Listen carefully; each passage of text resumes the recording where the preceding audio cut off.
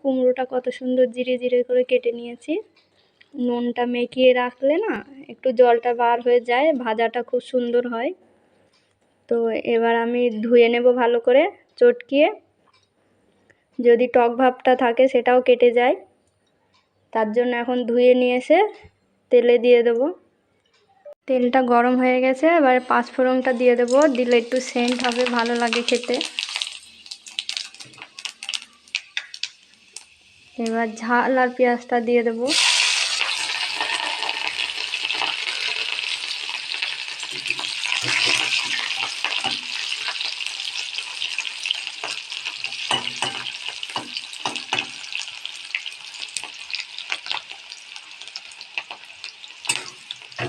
এই যে ভাজা ভাজা হয়ে গেছে পেঁয়াজটা। তেলের ওপর নুন আর হলুদটা দিলে তাহলে একটু ভাজাটা খুব সুন্দর হয়, গায়ে গায়ে লাগে না। তাই নুন আর হলুদটা তেলেই দিয়ে দেবো।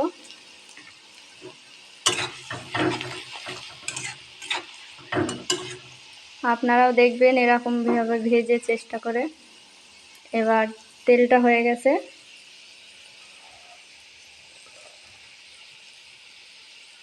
এবার কুমড়োটা দিয়ে দেবো।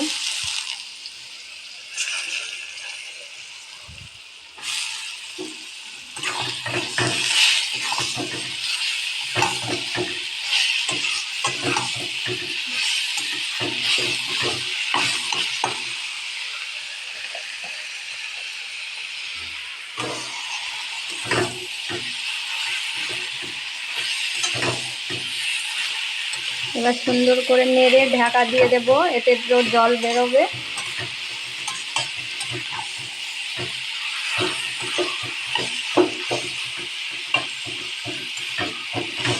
এবার ঢাকা দিয়ে দেব।